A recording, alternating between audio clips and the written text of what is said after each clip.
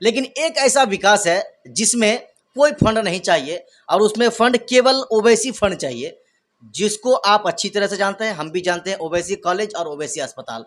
लेकिन अभी भी आपका वो वादा ओवैसी साहब के पास वो फंड रहते हुए भी क्यों नहीं पूरा हो रहा है? अमौर से एमएलए है, मैं मानता हूं कि अमौर में काम हो रहा है, लेकिन उनके अलावा उनके सारे ब्लॉक, सारे विधानसभा में इस वक्त नजर है, चाहे वो बहादुरगंज, ठाकुरगंज, टेरागाछ, दिगल बैंक, कहीं पे भी हो। उनके संगठन के लोग चाहते हैं कि जहां पुल पुलिया नहीं है वहां पुल हो, जहां कलबट नहीं है वहां कलबट हो, जहां स्कूल नहीं है वहां स्कूल हो। कि ऐसी लोगों पर सवाल बनता है।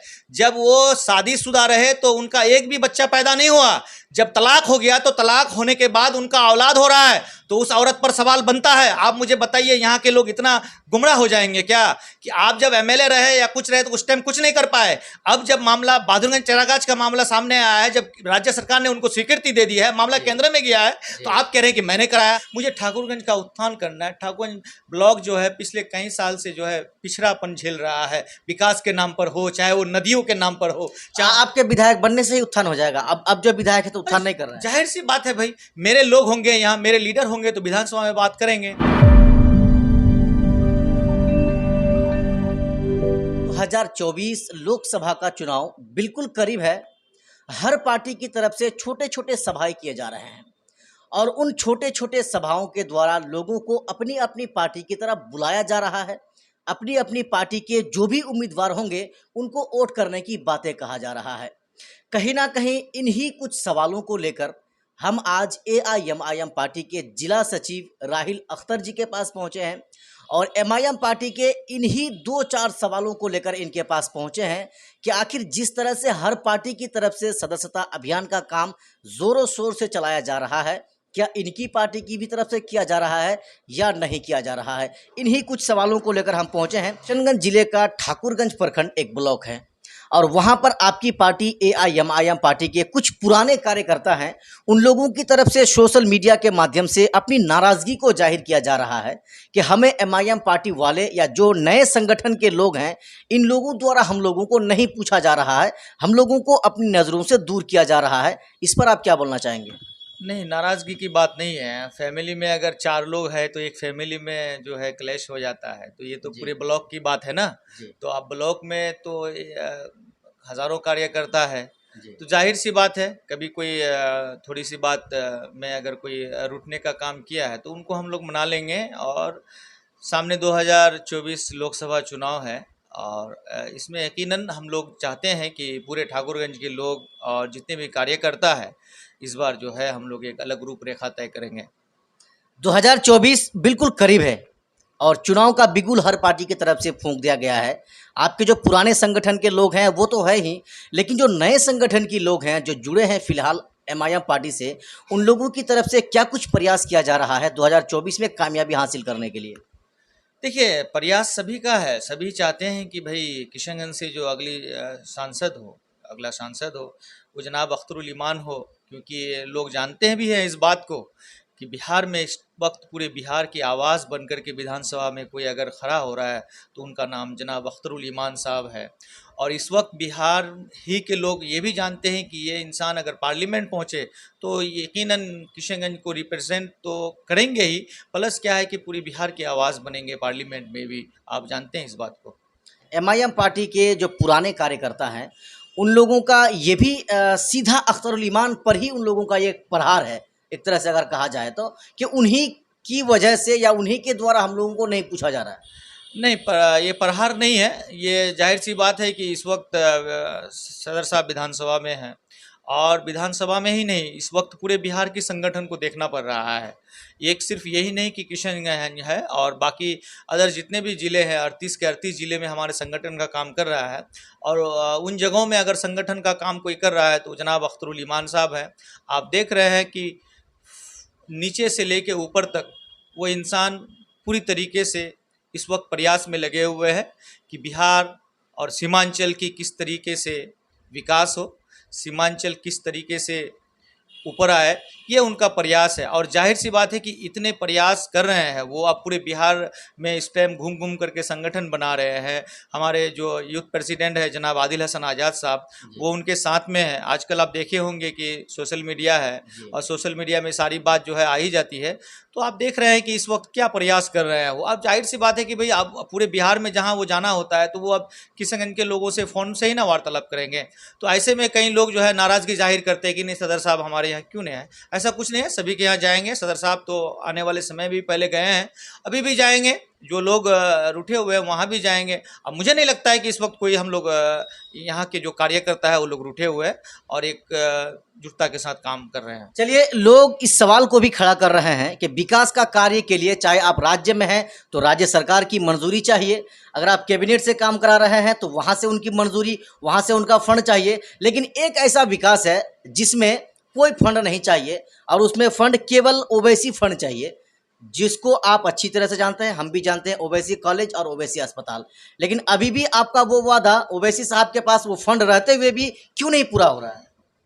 नहीं, ये बहुत जल्द इंशाल्लाह मुझे लगता है कि पार्टी के आला कमान जो है ये तय करेंगे। और आने वाले दिनों में लोकसभा चुनाव भी है और सब लोग चाहते भी हैं और यकीनन होगा। ओवैसी साहब अगर जो भी वादा किए हैं तो वो वादा को पूरा करेंगे, और जो वादा नहीं भी किए हैं ओवैसी साहब ने उन वादों को पूरा किया है, तो जो वादा करें या किए हैं या करेंगे किए हैं तो उनको तो पूरा करेंगे ही। नहीं, कहे सवाल यहाँ पर यह है कि उनको तो फंड की जरूरत ही नहीं है और 2.5 साल हो गए, उससे ज्यादा हो गए आपके वादे करने का, फिर भी आप उसको पूरा नहीं कर रहे हैं क्योंकि आपको फंड की जरूरत है ही नहीं। यही वजह है कि सवाल खड़ा हो रहा है। नहीं, अब ये है कि उन्होंने कहा है कि हम किशनगंज में जो है स्कूल का और हॉस्पिटल का, ये दोनों चीज़ों का किशनगंज लोकसभा में या सीमांचल में बहुत जल्द करेंगे। अब कब तय करेंगे ये बात जो है आला कमान पे निर्भर है, और मुझे लगता है कि नहीं करेंगे, बिल्कुल करेंगे। और उस प्रयास में सब कोई है भी कि किस तरह से काम को अंजाम देना है, और मुझे लगता है कि बहुत जल्द हो ही जाएगा इसमें। चलिए, 2024 का जो मुकाबला होगा, क्या लग रहा है आपको, आपकी पार्टी की तरफ से कैसा रिजल्ट आ सकता है किशनगंज जिले से? रिजल्ट पिछले चुनाव में आपके सामने था। मेरी पार्टी की उस वक्त एमएलए भी नहीं था कोई, और मेरी पार्टी जब नई नई आई तो यहाँ के लोगों ने इतनी मोहब्बत दिया जनाब अख्तरुल इमान साहब को, और इतना प्यार दिया कि 3 लाख वोट लाए उस वक्त। और मैं आज जानता हूँ कि उस वक्त मेरी पार्टी और मेरी संगठन उतना मजबूत नहीं था किशनगंज में, लेकिन आज तो हमारे पास सब कुछ है। आज कितना मजबूत है? ये केवल एक विधायक है। नहीं, कल तो वो भी नहीं थे। अब मुझे बताइए, आज अगर हमारे एक विधायक है, कल तो वो भी नहीं थे, कल तो सदर साहब भी विधायक नहीं थे। और इस बात को जानते हैं कि जो लोग पॉलिटिक्स में, जो लोग गद्दारी का राजनीति किया है, उन लोगों को यहाँ के जनता मुंह तोड़ जवाब देंगे और इसमें कोई कमी कसर नहीं छोड़ेंगे। और इस बात को मानिए कि यहाँ का जनता बहुत जागरूक है। जब जिन लोगों ने यहाँ की आवाम से गद्दारी किया है, आवाम मुंह तोड़ जवाब दिया है। और मुझे लगता है कि इन लोगों के बातों में ना आकर 2024 में फिर से एक यहाँ जो है अख्तरुल इमान साहब के नाम पर तमाम लोग एकजुटता होना शुरू कर दिए हैं, और जिसका असर है कि इस वक्त बहुत लोग ऐसा है जो इस वक्त बौखलाए हुए हैं, पूर्व में भी चाहे वो कोई भी रहे हो, तो वो लोग इतना जानती कि इनको जो है पार्लियामेंट नहीं भेजना है, और वो जानते हैं कि ये पार्लियामेंट जाने से जो है बहुतों का जो है यहाँ और कुछ बिगड़ने वाला है, क्योंकि अख्तर साहब जो है सच्चाई की लड़ाई लड़ते हैं। वो सीमांचल की उत्थान चाहते हैं, और सीमांचल में सभी लोग बसते हैं। आप जानते हैं, कभी विशेष जाति लेकर के बात नहीं की उन्होंने कहा कि मैं सीमांचल की उत्थान चाहता हूँ। सीमांचल एक कश्ती है, सीमांचल में सभी लोग सवार हैं। जब एक कश्ती में होते हैं तो वो सभी धर्म के लोग सवार होते हैं। जब मुझे कश्ती को पार लगाना है, इस नाव को उस पार मुझे लगाना है, किनारे लगाना है, तो इसमें सभी जाति के लोग हैं। मैं सबकी बात करता हूं कि सीमांचल में उत्थान कैसे हो, सीमांचल की एजुकेशन इंफ्रास्ट्रक्चर की हालात कैसे बेहतर हो, कैसे यहाँ के और भी मसलों है, जैसे पुल निर्माण को लेकर के देख लीजिए।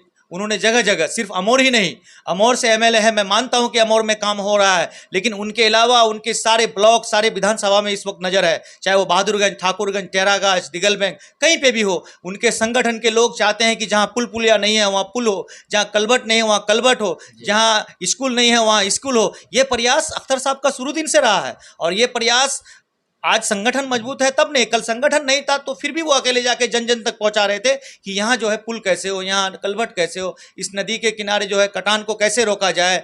चाहे पत्थरगट्टी वाला मामला को ले लीजिए या अमौर को ले लीजिए या खारदवा मामला, खारदवा तो अभी अमौर में नहीं आता है, पत्थरगट्टी तो अमौर में नहीं आता है, लेकिन बढ़ चढ़ करके अख्तरुल ईमान ने कहा कि यहाँ के जो है समस्या को कैसे जो है निपटारा जाए। यहाँ आप तो सब गिना रहे हैं, खाड़ी पुल को भूल रहे हैं, वो क्यों नहीं आप गिना रहे हैं? नहीं, खारी पुल में बहुत पहले से भी मामला अटका हुआ है, कुछ वहाँ के निजी मामले हैं। वहाँ जिन लोगों की ज़मीन है उस ज़मीन कुछ लोग जो है देने के लिए एग्री हो जाता है, लेकिन कुछ पॉलिटिकली कुछ लोग चाहते हैं, जो लोग पूर्व में एमएलए रहे हैं वो लोग नहीं चाहते हैं कि अख्तरुल ईमान जो है खारी पुल का निर्माण करे। यदि अख्तरुल ईमान खारी पुल का निर्माण करेगा तो उनका झोला जो है उनको उठा करके ले जाना पड़ेगा, क्योंकि उनकी दुकानदारी चलेगी नहीं। और खारी पुल, आप जानते हैं कि खारी पुल का निर्माण के लिए जिन जिन लोगों ने बाधा डाले हैं ये जनता को मालूम है, आवाम को भी मालूम है कि खारी पुल का निर्माण होना चाहिए और अख्तरुल ईमान ने शुरू दिन से इसका प्रयास किया है।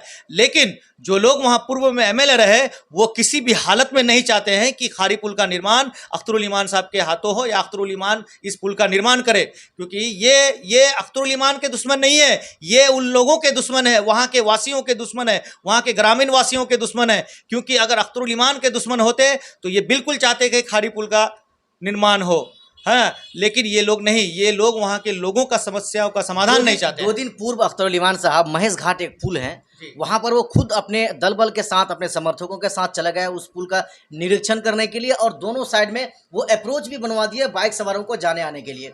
लेकिन जो वहाँ के उनके जो विपक्षी हैं वो ये कह रहे हैं कि उनके विधायक होने से पहले से ही ये काम सारा कागजी तौर पर तैयार हो रहा था और अभी जाके पुल पर जाकर टीआरपी ले रहे हैं। अब सुनिए एक बात, मैं आज की बात आपको कह रहा हूँ। आज सुबह टाइम कितना हो रहा है, 12:03। मैं इस वक्त की बात कह रहा हूँ। टेरागाछ बहादुरगंज और टेरागाछ जो रोड है वो बहादुरगंज का हृदय है, हार्ट है। अब मुझे ये बात कहिए कि जनाब अंजार नईमी साहब बहादुरगंज के एमएलए, मेरे सामने की बात है, मैंने सोशल मीडिया में देखा हुआ है कि उस रोड का निर्माण के लिए उन्होंने चौड़ीकरण के लिए और लंबाई के लिए भी उन्होंने विधानसभा में बात रखा और पथ निर्माण विभाग को खड़ा होकर के उनकी बात को संज्ञान में लेना पड़ा। और बात यह है कि आज जो है वो रोड स्वीकृति हो गई है, आज वो रोड बिहार सरकार ने स्वीकृति दे दिया, अब मामला केंद्र में जाएगा। लेकिन यहाँ कुछ क्रेडिट खोर लोगों ने, अब मामला क्या कह रहा है कि मैंने नीतीश कुमार को कहा था, भाई ये तो अजब वाली बात है ना। ये तो अब मैं यही चाहता हूं कि देखिए सरकार किनका, अंजार नईमी साहब का, एमएलए कौन, अंजार नईमी साहब, और इस वक्त क्रेडिट लेने के लिए कौन आ रहा है, थर्ड पर्सन आ रहा है। तो मुझे उन पर सवाल करना है और मेरे जनाब सदर साहब अख्तरुल ईमान साहब का कहना है कि ऐसी लोगों पर सवाल बनता है जब वो शादीशुदा रहे तो उनका एक भी बच्चा पैदा नहीं हुआ, जब तलाक हो गया तो तलाक होने के बाद उनका औलाद हो रहा है तो उस औरत पर सवाल बनता है। आप मुझे बताइए यहाँ के लोग इतना गुमराह हो जाएंगे क्या कि आप जब एमएलए रहे या कुछ रहे तो उस टाइम कुछ नहीं कर पाए। अब जब मामला बहादुरगंज टेरागाछ का मामला सामने आया है, जब राज्य सरकार ने उनको स्वीकृति दे दी है, मामला केंद्र में गया है, तो आप कह रहे हैं कि मैंने कराया। भाई अंजार नईमी साहब वहाँ के एमएलए, सरकार उनका, और थर्ड पर्सन आके कह रहा है मैंने कहा कि ये तो गजब वाली बात है ना। ये वो भी थर्ड पर्सन उस विधानसभा का भी नहीं, वो थर्ड पर्सन उस विधानसभा का है भी नहीं। तो ये भय का माहौल है ना, ये जो माहौल है ये माहौल जाली राजनीतिक का है। ये पॉलिटिक्स से जो है ये जाली नहीं चलने वाला है यहाँ पे, यहाँ सब लोग समझ रहे हैं। ये तो ताज्जुब वाली बात हो जाएगा ना। ये अब मैं खोल करके सारी बातें आपको रखने वाला नहीं हूँ, क्योंकि मैंने इशारा कर दिया, इशारतन आप समझ सकते हैं कि मैंने क्या कहा। तो चलिए अब वीडियो के एंड में हम आपसे फिर सवाल करेंगे।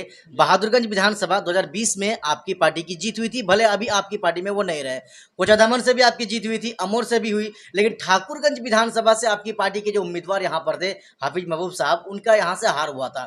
और उसी विधानसभा से, उसी ब्लॉक से इस तरह से पार्टियों के जो है पुराने कार्यकर्ताओं की नाराजगी को लेकर आप लास्ट में क्या कहना चाहेंगे? नहीं, पुराने कार्यकर्ता नाराज नहीं है, मैं भी उन पुराने में से हूँ एक। हाँ, मैं खादिम हूँ एमआईएम का, मोहम्मद राइल अख्तर नाम हुआ मेरा।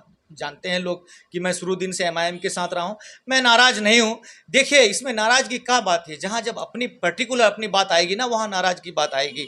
मुझे ठाकुरगंज का उत्थान करना है। ठाकुरगंज ब्लॉक जो है पिछले कई साल से जो है पिछड़ापन झेल रहा है, विकास के नाम पर हो, चाहे वो नदियों के नाम पर हो। चाहे आपके विधायक बनने से ही उत्थान हो जाएगा। अब जो विधायक है तो उत्थान नहीं कर रहे हैं। जाहिर सी बात है भाई, मेरे लोग होंगे यहाँ, मेरे लीडर होंगे तो विधानसभा में बात करेंगे। तो आपकी गारंटी क्या है? विधायक भी तो आपके नहीं रहते हैं, जीतते हैं फिर भाग जाते हैं। अच्छा मुझे एक बात बताइए कि हिंदुस्तान में सबसे ज्यादा विधायक अगर किसी पार्टी में जाके शामिल हुए हैं तो सबसे ज्यादा कांग्रेस के।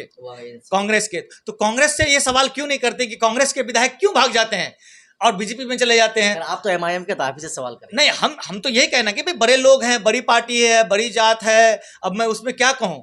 वहां तो सवाल नहीं कर पाएगा ना। सवाल हमेशा मजलूमों से किया जाता है, सवाल हमेशा गरीबों से किया जाता है, सवाल हमेशा जो है वंचितों से किया जाता है। जो बड़े लोग हैं, बड़े जात वाले लोग हैं, उनसे सवाल नहीं किया जाता है, क्योंकि उनसे सवाल करने में आपको उनके गेट के 3 दरवाजे पास करने होंगे। क्या पता उनके गेट में आपको एंट्री मिले ना मिले, क्या पता आपको जो है उनके सिक्योरिटी रोक दे कि आप कहाँ जा रहे हैं, साहब अभी एसी रूम में सो रहे हैं, अभी रुकिए, उनकी नींद को खलल पहुंचेगी, 2 घंटा बैठिए, फिर बैठ करके वहां से आपको लौटना पड़ेगा। ये हाल है। आप तो मुझ तक आसानी से पहुंच गए, मैं चाहता हूं कि वहां से सवाल कीजिए आप।